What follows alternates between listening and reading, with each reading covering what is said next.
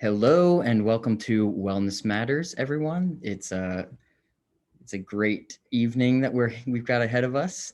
Thank you so much for joining us. Tonight we have with us Derek Fields, who you can see on the camera right there. Derek is going to be talking to us about fitness, and his talk is titled "Defining Your Journey to Fitness and Health."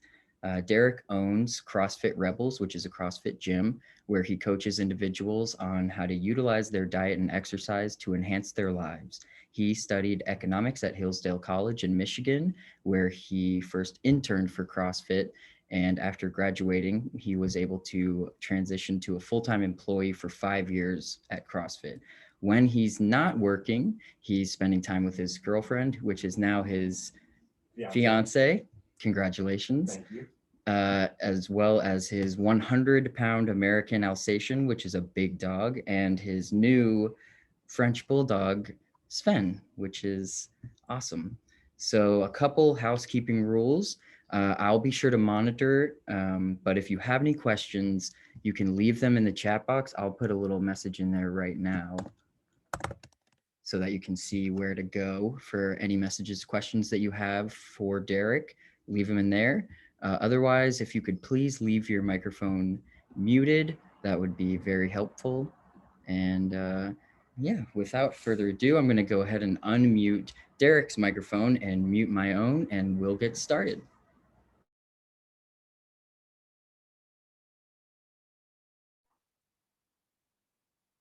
All right, good to go. First off, I want to thank Dr. C and Clayton and the Florida Center for Hormones and Wellness for inviting me. It's pretty cool. We got all the speakers for this Wellness Matters series together on a Zoom call way back when. And it's kind of weird for me to be giving talks among people that I wouldn't really consider my peers or, someone that I really could teach anything to. So it's cool and I appreciate being here. None of these ideas are really my own original ideas. Like other smart people, I've basically stolen good ideas from everybody else that I've been blessed enough to have mentor me and educate me. A lot of it came from Greg Glassman, the guy who founded and was the CEO for a long time of CrossFit Inc. Like Clayton mentioned, I worked for CrossFit Inc., the brand that owns and manages the CrossFit methodology, for a little over 5 years before becoming fortunate enough to now own my own gym. Like he said, CrossFit Rebels. It's over in Clearwater, Florida, actually. And to my knowledge, we're the biggest gym by membership and by square footage of our type in the Tampa Bay area. Our youngest athlete is 5 years old and our oldest is 91 and a half. So we like to say CrossFit isn't necessarily for everyone because some people just aren't going to like it, but it is for anyone because anybody's capable of doing it. So to dive into the talk here, we're going to talk about defining your journey to fitness or health, right?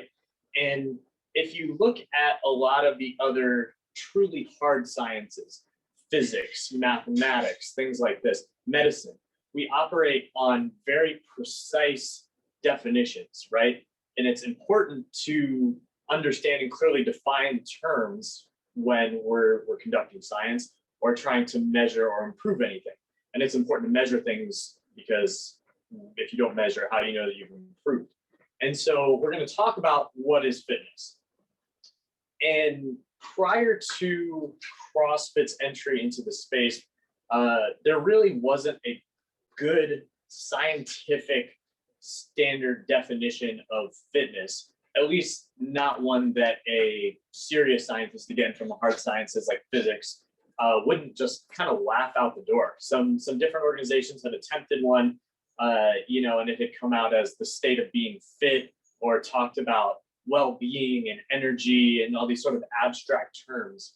And so Greg Glassman, the guy who started CrossFit, wrote this article in 2002 called "What is Fitness?" to kind of start examining why we didn't have a clear definition that stood up to scientific rigor of fitness, and start to explore that concept and see if we could come up with one.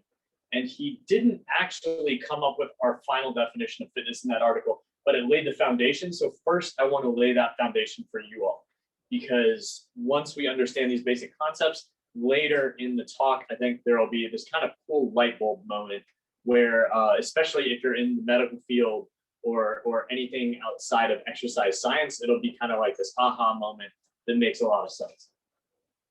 So in What is Fitness, Coach Glassman starts off talking about how a couple of years prior to the article, which he wrote in 2002, Outside Magazine, really popular kind of active lifestyle magazine, crowned a guy named Mark Allen as the fittest man on earth.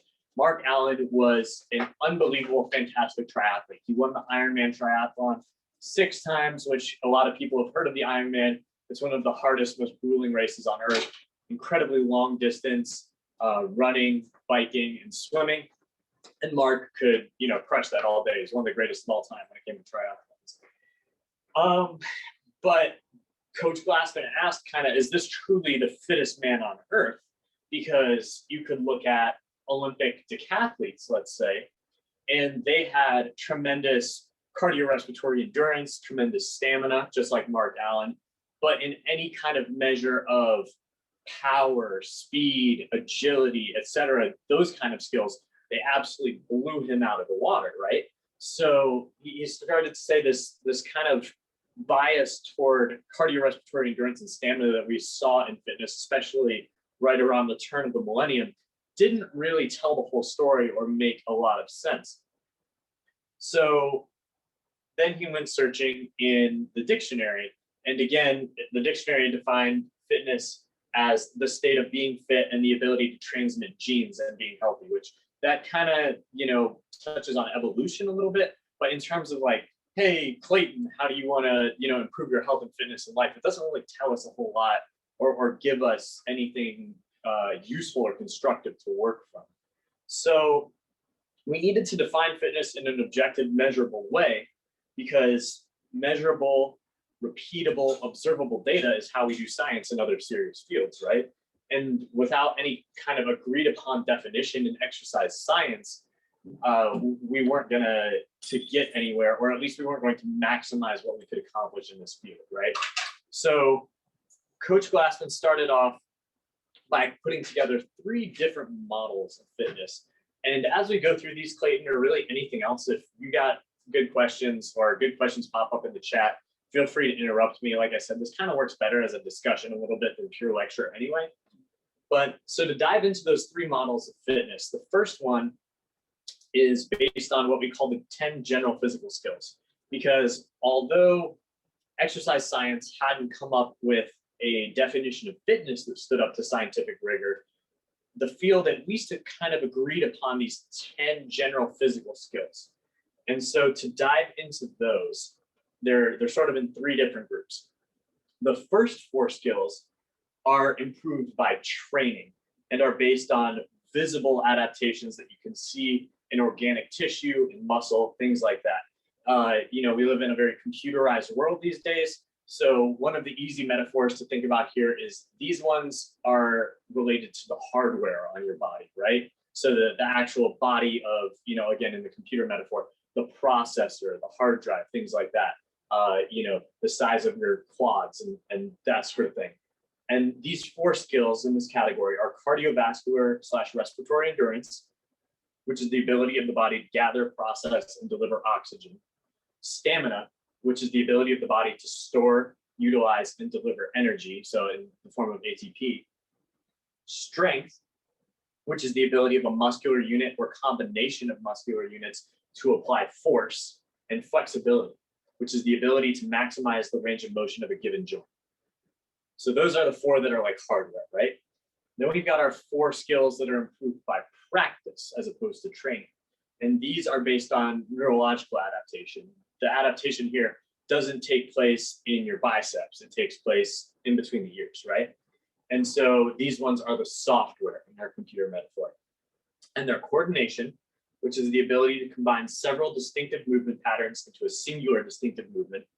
Agility, which is the ability to minimize transition time from one movement pattern to another. Balance, which is the ability to control the placement of the body's center of gravity in relation to its support base. And accuracy, which is the ability to control movement in a given direction or at a given intensity. So we've got 4 hardware, for software. And then the last two are a mix of hardware and software, kind of. It's part organic adaptation, part neurological adaptation. And those are power, the ability of a muscular unit or combination of muscular units to apply maximum force, that's strength, but now power, in minimum time, and speed, which is the ability to minimize the time cycle of a repeated movement. So now we've got our 10 general physical skills that we just laid out, right? And this model of fitness, if you will, is we're essentially defining fitness here as proficiency, or rather maximized proficiency in all 10 areas of this field. You know, a lot of times, if we're looking at athletes who are specializing for a sport, they're pursuing that specific sport. And so they are incredible in a few of those skills, but outside of being a professional athlete or something where you need to specialize, most of us, whether it's just, making sure that we stay out of the nursing home as long as possible, can play actively with our grandkids, whether we want to make sure that when it's time to move out of your house, you're capable of, picking up heavy things, or you forgot your keys in the restaurant at Universal as you were walking out, which I did, and had to run, a mile or so from the parking garage back as fast as possible. Or even combat, first responders, things like that. We want to have fitness that is broad, general, and inclusive rather than specialized. So maximizing proficiency in those 10 skills overall is sort of the first model of fitness we're going to use here to come to our understanding. And becoming more well-rounded and improving your 10 general skills overall, and you're now fitter. The second model we're going to talk about, we call the Hopper model. And I was debating drawing this, but I think I'm actually going to not, because I'm a terrible artist. But you all know what a hopper is, right? Like you would use in a raffle, or sometimes they'll use it in bingo, a big drum that's got the crank handle on it, you throw a bunch of stuff in there. So the Hopper model is, we're going to picture this theoretical hopper where you can load it with every physical task imaginable. So run a mile, 1 rep max deadlift, the max number of front squats and pull-ups in 5 minutes, just every physical task imaginable that you can possibly think of, even outside of the gym. You can throw in tasks from any given sport there. You can throw in just general life, and again, combat and things like that for soldiers, first responders. Load it up with everything, the more the better.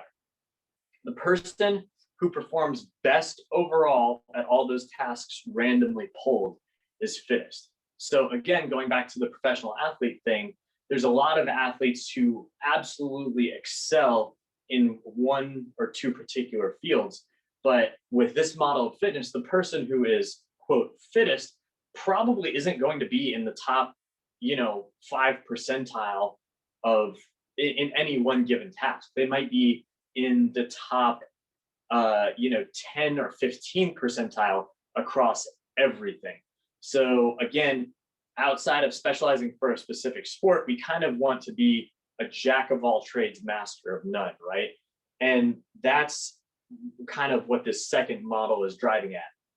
It's also useful because the tasks that you don't want to come out of the hopper, if you're in this theoretical competition against other people, oh shoot, I'm really good at deadlifting, but I'm really bad at running. That shows you what you need to work on to improve your fitness, right? So the hopper is useful for testing, but it's also useful for telling us what we need to improve on, because strengthening a weakness in a particular area is going to increase your fitness according to this model. And again, nature frequently throws unknown tasks at us, unless you're in a sport where the rules are strictly defined. If you're just going through life, you don't know what life is going to demand from you on any given day necessarily. So the third model of fitness, and I'm going to actually draw this one for you, is going to be based on the 3 metabolic pathways. So these are basically 3 different ways that the body delivers energy. So down here you've got time. Is that too small? It's a little bit small. Okay, I will go bigger in the future. This is time. Okay. And on this side, you've got kind of a percent of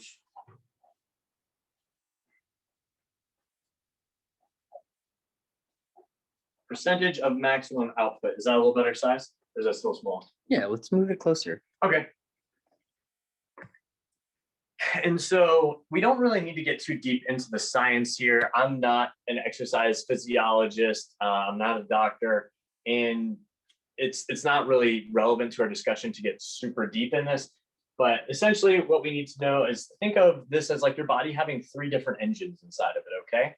And at any given moment, all 3 engines are running, so to speak, but one might be idling, whereas one is revving up more.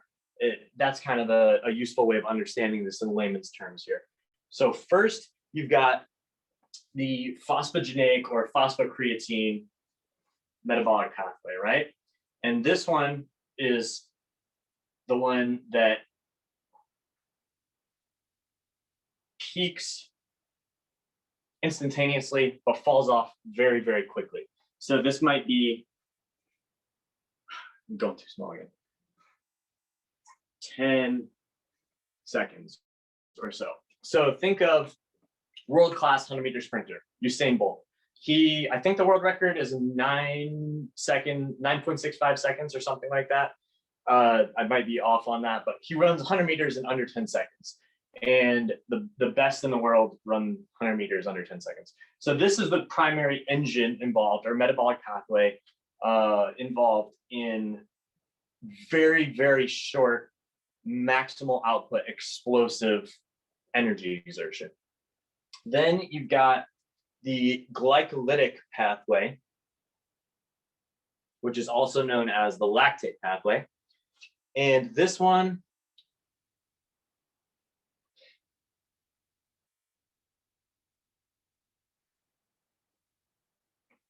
is going to peak around 1 minute.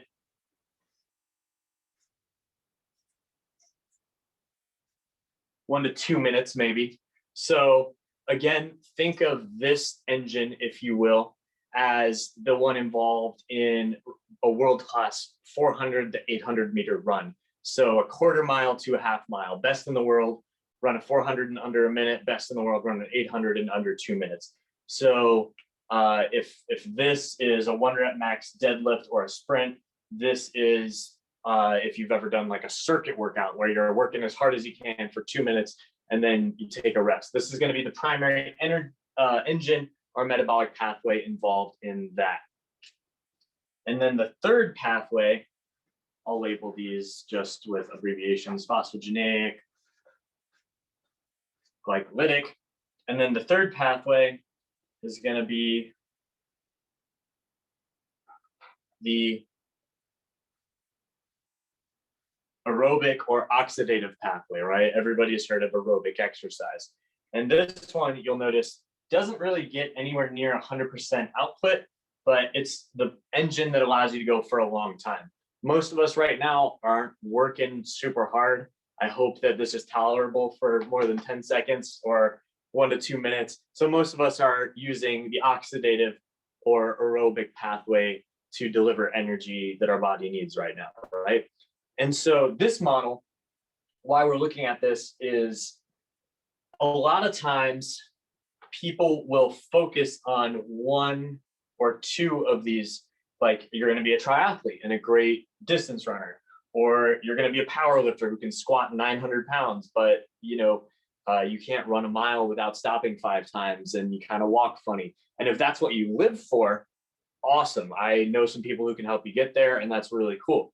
But for most of us who aren't interested in pursuing a sport to an extreme level like that, what we want to do is we want to simultaneously maximize the capacity of all 3 of our engines here, right?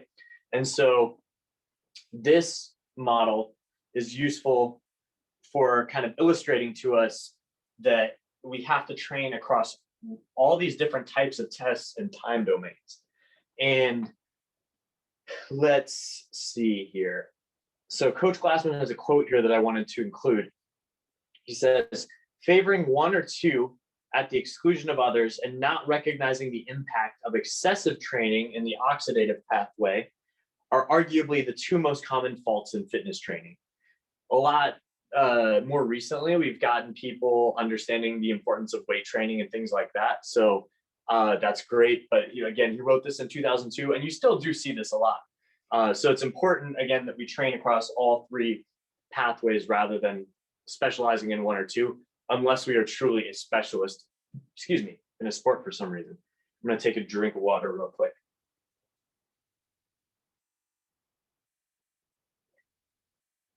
Any questions so far? Not yet. John Crow said, when I mentioned your gym, he said, nice gym. I've worked out there a few times. Oh, cool. I'll have to connect with them later. All right. So the next thing I want to talk about, make sure we're doing okay on time, is the concept of the sickness, wellness, fitness continuum. And I will try to remember to write bigger here. So on the left here, we've got sickness. In the middle, we're going to put wellness, which we would also in a clinical setting call normal. And on the right side, I don't want to block the camera too much, but fitness.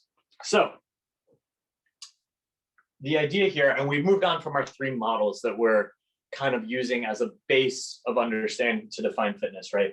But this is important to talk about because it illustrates the concept that we could put every measurable component related to health on here, whether it's something that we measure in a doctor's office here, like Dr. C, orders a blood test for you. And he's going to test your cholesterol. He's going to test your HbA1c. He's going to test your blood pressure. He's going to test your body fat percentage, maybe. Those aren't on a blood test, obviously, but just any kind of measure like that. Then we can take a measure from the gym. Again, your 1 rep max deadlift, your 3-mile run time. We can take your VO2 max. We can take your bone density is another great important one. And we could put it on this continuum. So the idea is, let's say body fat percentage. 35% body fat would be over here, right? In a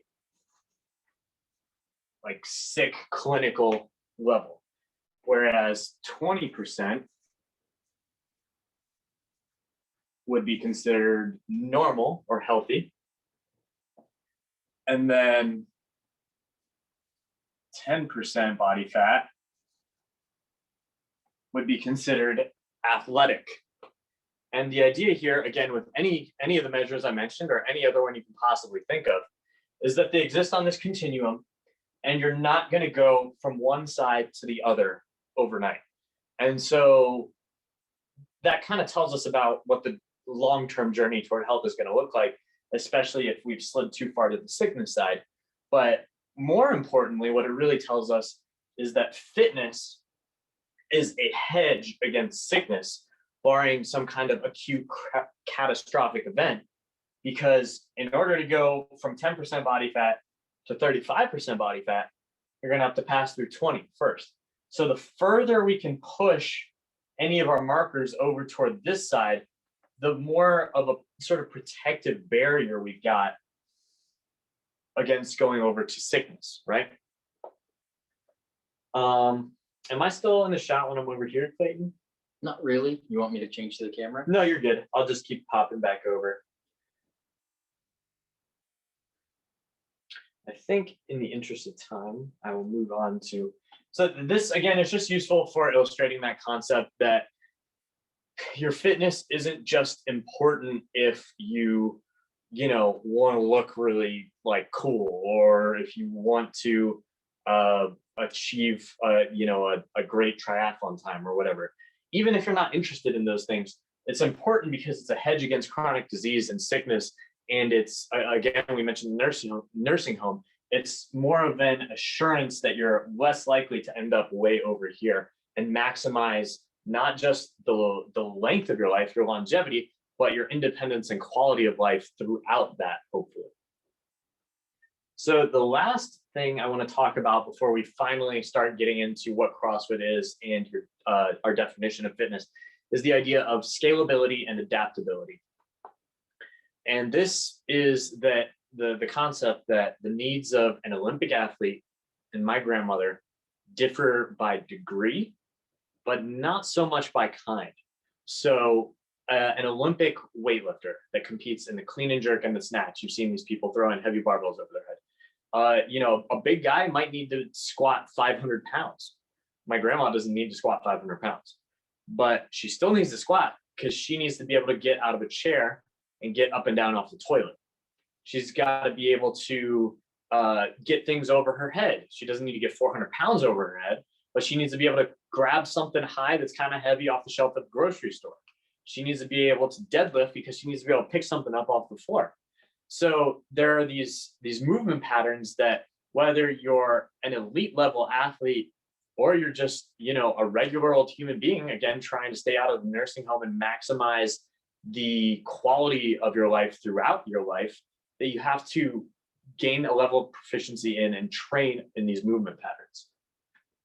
And so the way that we use this concept is we put everyone through similar designed workouts and we just scale and adapt them to a given person's ability level. So for example, at my gym, let's say we've got a workout where we're doing deadlifts and handstand push-ups. I might be doing my deadlifts at 225 pounds and doing handstand push-ups as prescribed. Whereas Bud, one of my 86-year-old athletes who graduated from our Legends program and now works out with all the people in their 20s, 30s, 40s, 50s over on the regular CrossFit programming side. He, like I said, he graduated. He does all the same stuff that we do. We just scale it to Bud's ability level and needs. So instead of 225-pound deadlifts and handstand push-ups, we might have, Bud using 65-pound deadlifts. If we were doing this workout with a Legends athlete who's, one of our 91-year-olds or someone who's a little more deconditioned, we might have them using a PVC pipe or just a 15-pound training bar or something like that. And instead of handstand push-ups, we're going to give them 5, 10, 15-pound dumbbells, and they're just going to practice pressing overhead. The stimulus is the same. I'm still firing my hamstrings, my glutes, using my shoulders on those handstand push-ups. And ideally, the relative intensity should be the same. I'm going to be breathing hard at the end. Bud is going to have gone through a similar experience and be breathing hard at the end. But it's just the absolute intensity that is changed based on each person's ability level. And so we scale the workouts and we can adapt them to people's particular injuries, range of motion, limitations. We've got all kinds of different adaptive athlete divisions in CrossFit competition for people who are born with particular disabilities, or a lot of times it's even people who have served overseas. CrossFit's fairly big with like the military type crowd, and maybe they've lost a limb or something. And so we adapt the workouts to pursue that same type of movement, that same stimulus, but give it each individual's particular ability level and needs. So now kind of time to bring it all together. We've got all this background knowledge we've talked about, and now we're going to talk about putting together a fitness program that is broad, general, and inclusive, we say, and create this hypothetical athlete whose specialty is not specializing in any one thing. Like I said before, jack of all trades, master of none. So the 10-second definition of CrossFit that we use, that is not going to satisfy any of you, we're going to have to break it down a little bit, is constantly varied, high intensity functional movement.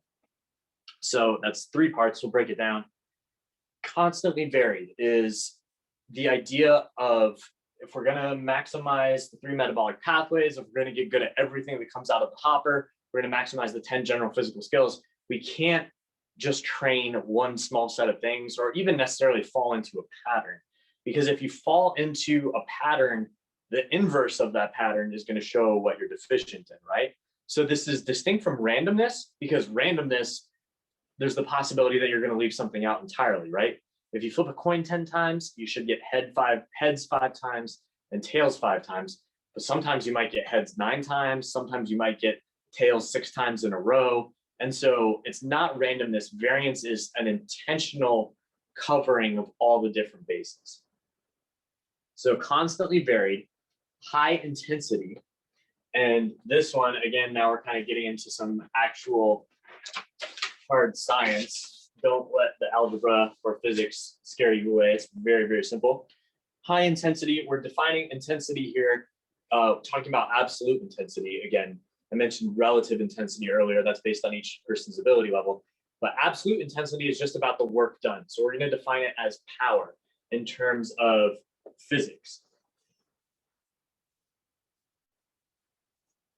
Power, you remember your high school physics class? Probably not. I know I don't. Force times distance divided by time. So this is a lot simpler to figure out than you might think. Force, the external load or even just weight of your own body. This is the weight lifted. Distance. This is the displacement of the load or your center of gravity. Just, we could get a yardstick and measure how far up and down my center of gravity goes in a squat, or how far up and down the barbell goes when I press it overhead. And time is the amount of time it takes to do the movement. That's pretty simple, right? So we can, you wouldn't do this necessarily with a measuring tape, but we at least have this definition of intensity that is measurable, observable, repeatable. It's going to give us actual hard data. And again, that's important because if we're trying to figure out what fitness is and how we can actually improve it and constantly pursue greater fitness in a methodical way, we've got to figure out how we can measure it. And so defining intensity as power allows us to do that. Let's turn back to the notes for a second here, just make sure I don't leave anything out.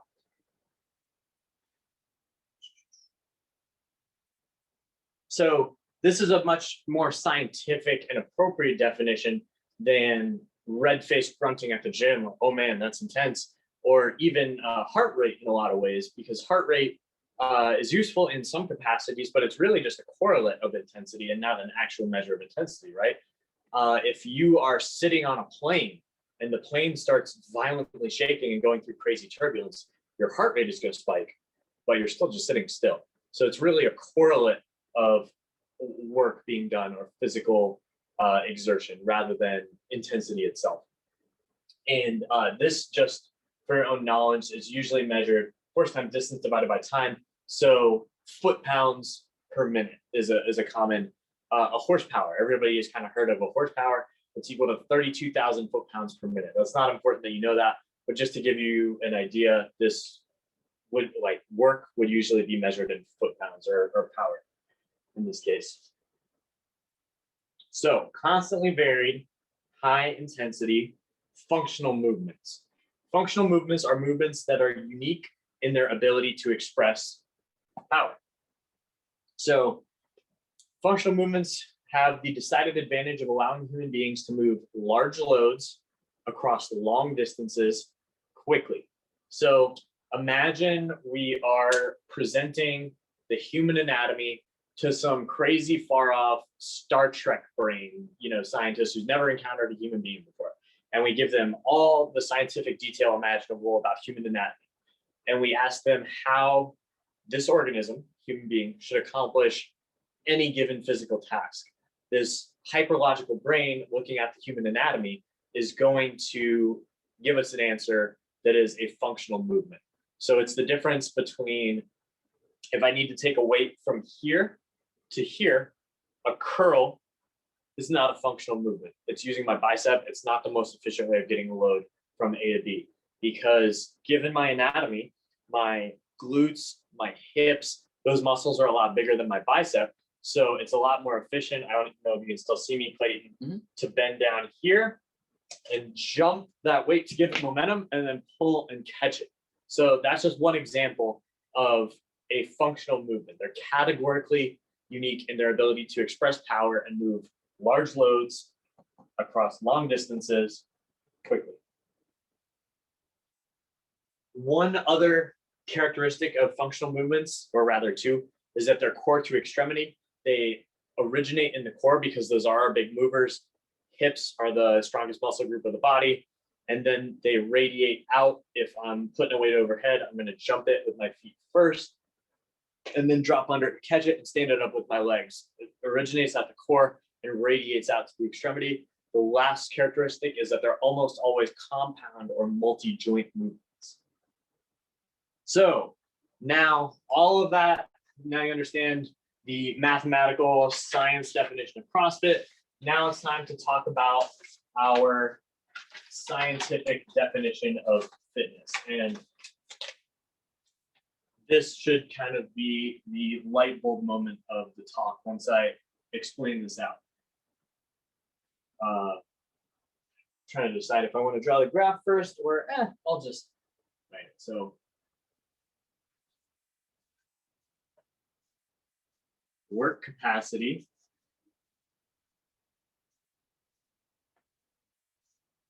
across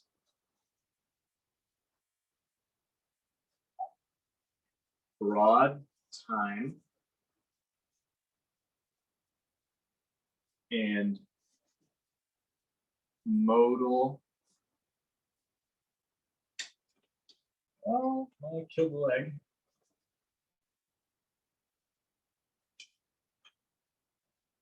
Got it. Thanks.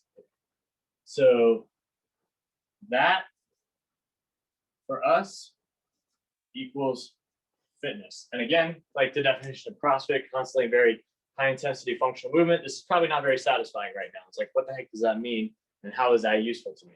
But we're going to graph it and break it down. So work capacity, we just talked about power, right?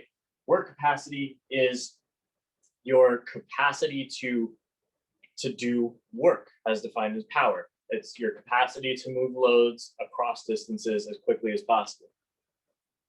So, and this is going to bring all three of the models we talked about earlier into play. So if we were going to graph your work capacity across broad time and modal domains, what that would mean is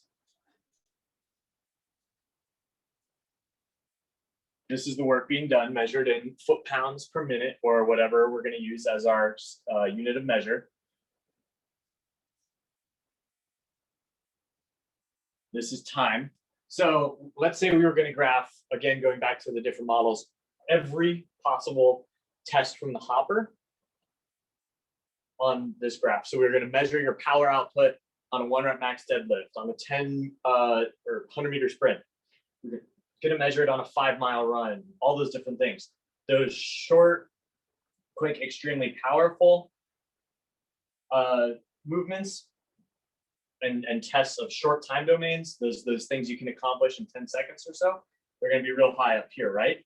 And then your work capacity is going to gradually go down. It wouldn't go that low. Shouldn't have gone that low.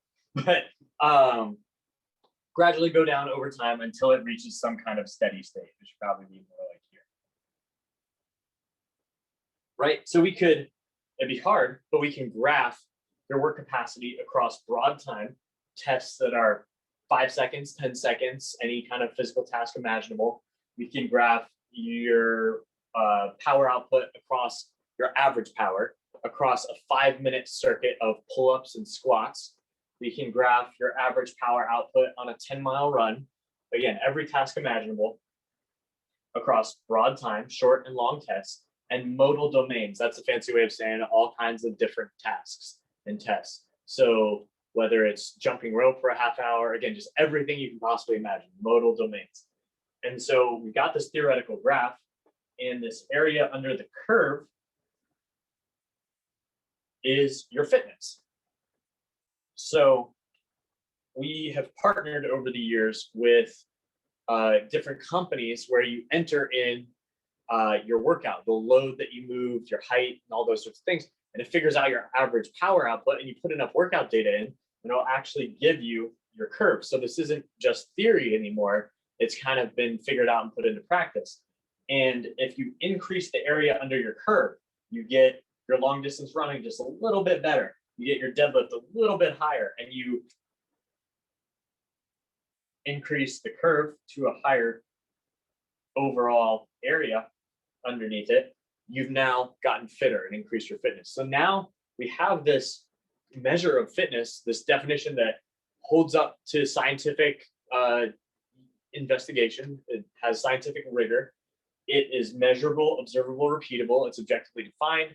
It's just, every other science does this, but for some reason we never did it in exercise science. And so now we've done it.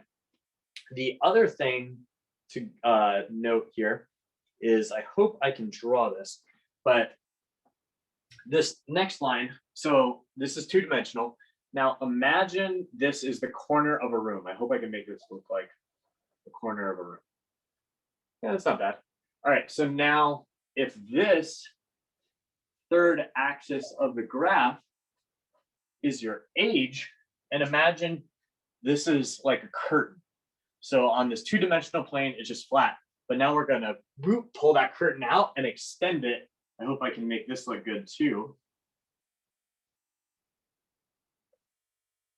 Does that kind of, you get what I'm driving at here? Or does it not look good on camera at all? Oh, I think I can kind of see. So there's this line here, but now you extend, boom, curtain out over the third dimension, which is the course of your life, your age, and you maximize the area under your curve. You maximize your fitness at 25 years old, at 30 years old, at 40 years old, at 50 years old, at 60 years old. That fitness over the course of your life, that's what we define as health. And that's what we're pursuing. This is, mostly in regard to physical health, but there's all kinds of data out there as well showing that, you make this better and your mental health and other things like that are going to increase. And it's kind of important to note that we already, even though we didn't understand this graph and have it in our heads before this, we sort of intuitively know already that we want work capacity over a lot of the other traditional measures of health, right? There's probably no one out there who would say, yeah, I'd rather have the perfect cholesterol number, but be in a nursing home for the last 30 years of my life, versus being 80 years old, hopping on your Harley, driving, to the beach and having a day with your lady kayaking and running around playing with your grandkids. But your cholesterol is, 10% too high or whatever. We care about work capacity, performance, the ability to live an independent life. Those correlates are useful, and they're especially useful if you're on the verge of some sort of chronic acute incident that's going to kill you, or something that's catastrophic and has to be addressed right now. But ultimately, those correlates are really just one tool in the toolbox. And what we ultimately care about is your work capacity, your performance in life, how you feel. That's one of the reasons why I like Dr. C's approach here, right? Anybody who's worked with him before knows that he'll use the tools in his toolbox, he'll use the numbers, but his question always comes down to, how do you feel? And if you feel good, he's not going to concern himself as much with a minuscule change in this or that. So to look at it another way, imagine a runaway speeding train. It's going 100 miles an hour down the tracks, can't stop it. The problem is not the speedometer showing 100 miles an hour. The problem is the speeding train. We can take a hammer and break the speedometer, and that doesn't solve the problem. It's the speedometer is just a correlate, right? And the indicators in health are just that we traditionally use normally. They're just indicators. What we ultimately care about is your work capacity, the speeding train. And so we contend that what you had for dinner last night and your physical activity today are better indicators and measures of, a potential catastrophic event, generally that speeding train. And changing those things, increasing your physical activity, making sure your dinner is better, is going to reverse that trend better than XYZ scientific measurement. And when you're in absolute crisis in your health, you need a doctor. You're drowning and you need the lifeguard right now. But most of us, if we're not drowning, we don't want the lifeguard right now. What we need is a swim coach. And so the idea is go get a swim coach before you get out there drowning and need the lifeguard, right? So finding a good personal trainer, finding a good gym, finding a good nutrition coach, that's your swim coach. And it's something that you should be doing right now if you're not already, because it's going to help you maximize your work capacity, the ability to live your life, and just give you a more independent, greater quality of life overall. And we're not here to like disparage doctors or anything. Like, I obviously work with Dr. C, and like I said, when you're in crisis, you really need a doctor. But I know Dr. C would absolutely say that it would be awesome if we were able to push out the age that endocrinologists or people working in dialysis centers or something like that, they were working with people that are 100 years old instead of people that are 50 years old. That it'd be great if we can push that off and just maximize people's independence and health throughout their life as long as possible. So just a couple of things, and we're about to wrap it up here. We spend 88% of our entire healthcare budget on chronic diseases that are related to not moving enough, eating poorly, and smoking. 88% of all of our healthcare expenditures in the United States. We're on track for 100 million type 2 diabetics. This is all according to the CDC. 100 million type 2 diabetics by the year 2050. The cost of that is 170% of the entirety of what we spend on the Department of Defense, the entirety of our military budget, almost double just on care for diabetics in this country. Obviously, we can't really afford that. There's something coming and we got to figure it out now. And like I said, I think the answer is making people aware of moving and eating better and getting people to those swim coaches when they need them, so that we have fewer people drowning and don't need clinical intervention from the lifeguard as often and as early. These chronic diseases kill 7 out of 10 people, not just in the United States, but across the globe, because we have exported junk food and a sedentary lifestyle to everywhere, even the third world in a lot of cases. And so again, I'm just happy to answer questions, but encouraging everyone to go find their swim coach.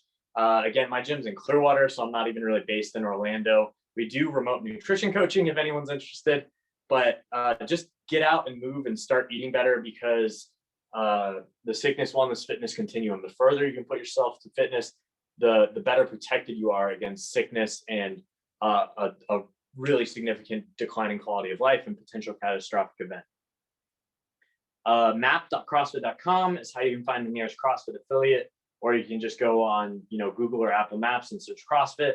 Most offer a free trial so you can get a sense of the place. I know it can be intimidating, especially because what you see on ESPN is kind of this crazy extreme thing, but you got to look at that as what it is. That's the top 1% of 1% people that are working out 8 hours a day, pursuing this as a professional sport. You wouldn't refuse to go play tennis because you saw Roger Federer on TV and were like, oh, I can't do that, so I guess I'll just never go play a casual game of tennis with my friends. Like, no, that's not what CrossFit is. It is meeting you where you're at, scaling to your ability level, and trying to increase your work capacity across a bunch of different tests so that you're better equipped for whatever it is that life throws at you.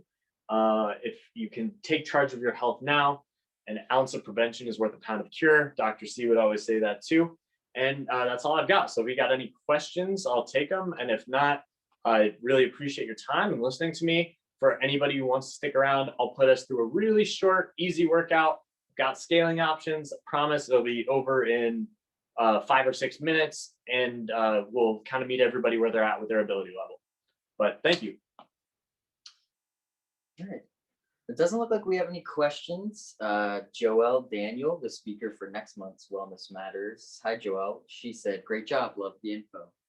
Cool. Thank you, Joelle. Great job. All right. Are people going to stick around?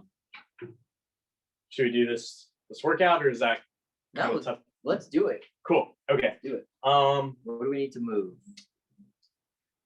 I'm gonna move this. Okay. And I thought it would be, I'm gonna let you do that real quick. I thought it would be better if I was dressed like a semi-respectable human being to give that talk, but I will slip on a shirt and some gym shorts real quick here.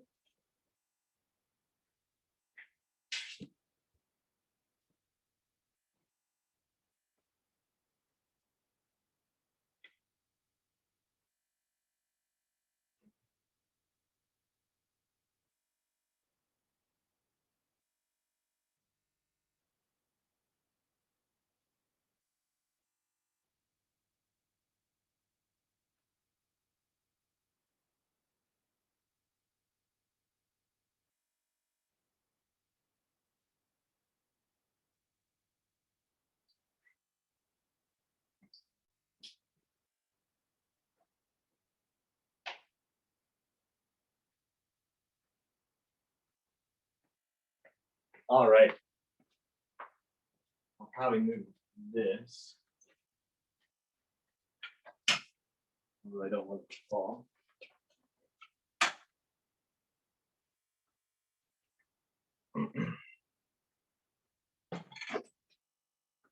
Okay.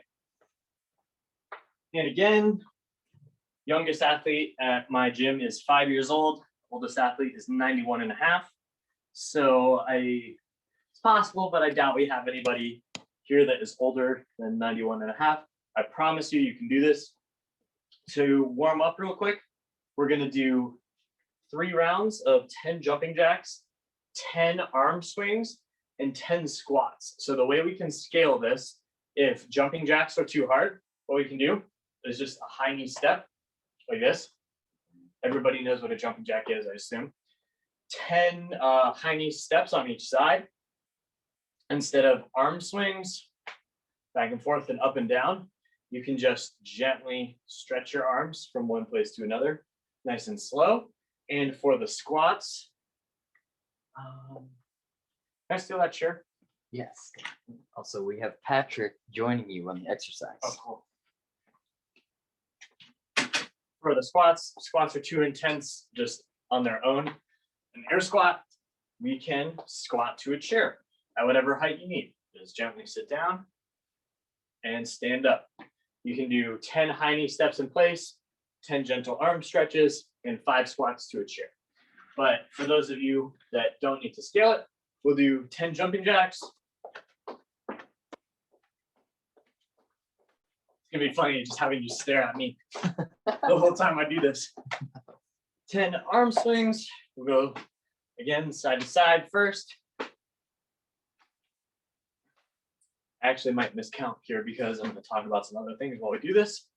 And 10 squats. So one thing to think about is that generally in CrossFit, we design workouts in 2 different ways. So 10, sure. That was 9. There you go. I wasn't sure if you were counting when I was done with it or when I was starting. They're either task priority, here's the amount of work, get it done as quick as you can, or time priority, which is what we're going to do today. We're going to work for 2 minutes and just keep going as many times through the circuit as you can in 2 minutes. So we'll keep warming up.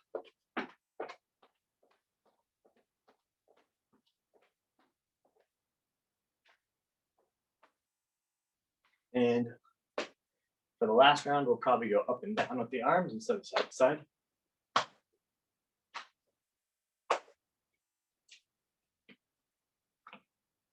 So what is it that the arm swinging is doing for you? We're just kind of stretching out our interior delts, the front of our shoulders here, getting a little bit of blood to them and waking them up, because in the workout, we're going to use them a little bit.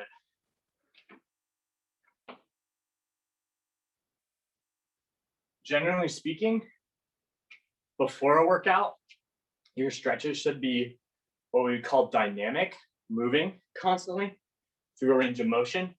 And then after a workout, that's better for your stretches to be more isometric, where you're just holding in place one position. You want it to be dynamic before the workout, because if you kind of hold that isometric stretch for too long before you work out, just again, very general, you might be more likely to injure yourself or pull a muscle. So We go one more time.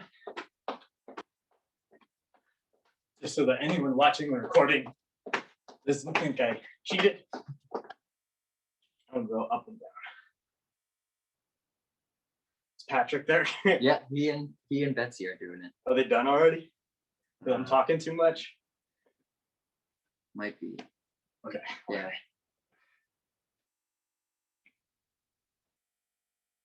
Way to go, guys. Okay, so for the workout, we're going to do, again, 2 minutes of work, what we would call an AMRAP, which stands for as many reps as possible in 2 minutes. Then we're going to rest 2 minutes. Then we're going to do that same 2-minute AMRAP again. I'm going to get my phone as a timer.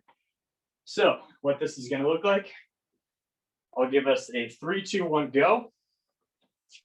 And you're going to do 15 squats. And again, the scale for the squat, if you need to scale, is going to be the same thing. We're going to just squat to a chair, and we can cut that number 2. If 15 is a little intimidating, we can do 10, we can do 5. And so 15 squats, or whatever your number is going to be, and then 10 burpees. I think at this point, a lot of people have heard of what a burpee is, but it's simply going down, my chest and my quads touch the floor, and then I come up and jump up. 10 of those. And if that's difficult, the scale for that, it's going to be, can you still see me over here? Yeah. Find an object in your house, whether it's a table, a couch, whatever, and you can just gently lower yourself and then jump up. Gently lower yourself and then jump up. And again, if 10 is a lot, we can change that number, take a break in the middle. If you're feeling good, we'll keep going for 2 minutes straight. Okay? Let's get a timer going. All right, 3, 2, 1, go. I'm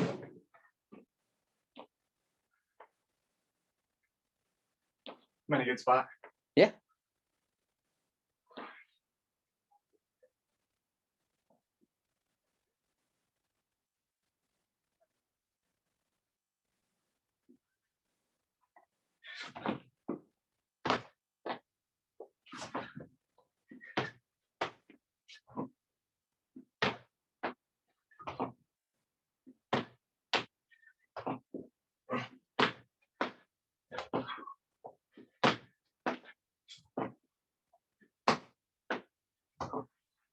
Patrick and Betsy are definitely keeping up.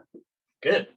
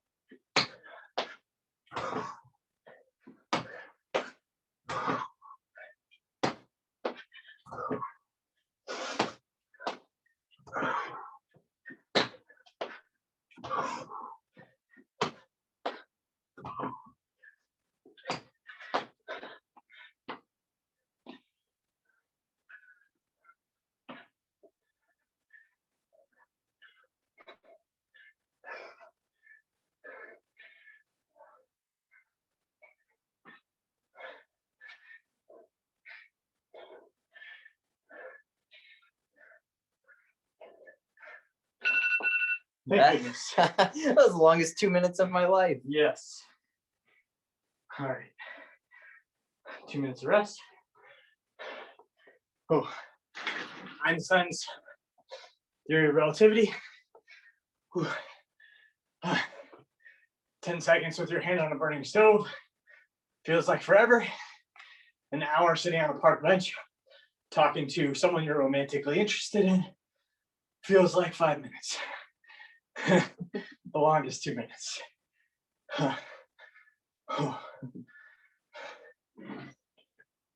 All right, we're gonna go through that one more time.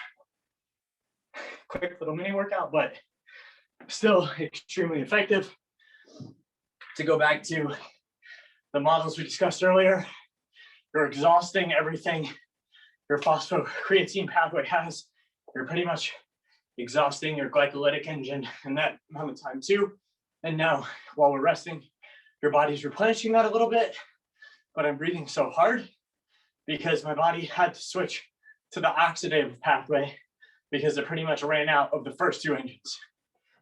So it went to the way that it can make ATP for a long, long time, but it's not as good at, it's not as efficient. I can't maximize power output the same way. I got about 30 seconds to rest left. Don said, good job to the workout participants. We're exhausted but inspired watching. And again, I'm breathing hard because I'm, trying to do a good job. But you don't have to kill yourself every workout. You shouldn't. You should train, not compete. So it's okay to do your 5 squats to a chair and 5 burpees at your own pace and practice and do what you feel comfortable with. Almost done. 5 seconds. One more time, and then we will be good. All right, rest is over. 3, 2, 1, go.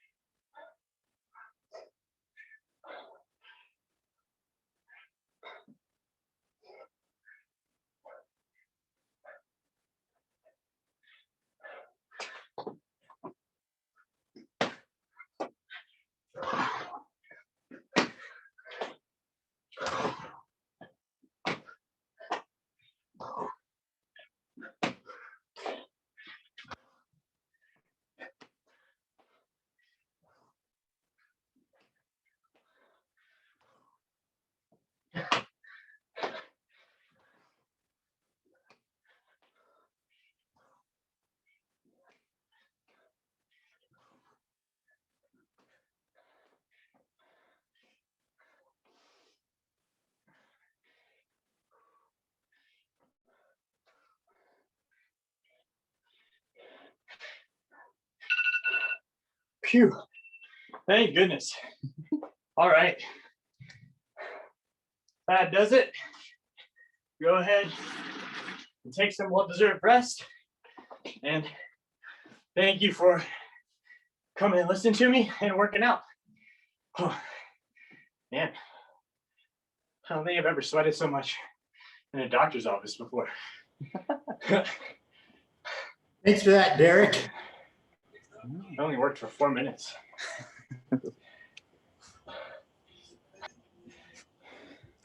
All right, everybody. I think that was one of the strongest conclusions to a Wellness Matters event that we've had so far. So thank you so much for joining us. Thank you so much, Derek, for bringing us this topic and doing such a wonderful job presenting. Thank you. Don says, thank you for an excellent presentation. We thoroughly enjoyed it. Very impressive. Thank you for joining us, Patrick. Yes, and definitely. participating in the workout. That was awesome. Derek, you're awesome. That was great. Thank you. So hopefully you all learned something. Wellness matters. That's the whole point. And I don't know about you, but I'm very personally inspired by everything that we just learned. Just a quick reminder that next month, Thursday, March 18th, same time, 6 p.m., we do have Joelle Daniel, who is going to be speaking to us on supplements. Brief description of her topic. It's choosing supplements to help you achieve maximum potential. She's actually our point of contact at Zymogen, which is the compounding pharmacy where we source a lot of our supplements here at Florida Center for Hormones and Wellness. So it's going to be a well-informed, very interesting discussion, and I'm very much looking forward to it. So we hope to see you there. And thank you again for joining us. Hope you have a wonderful evening, and good night.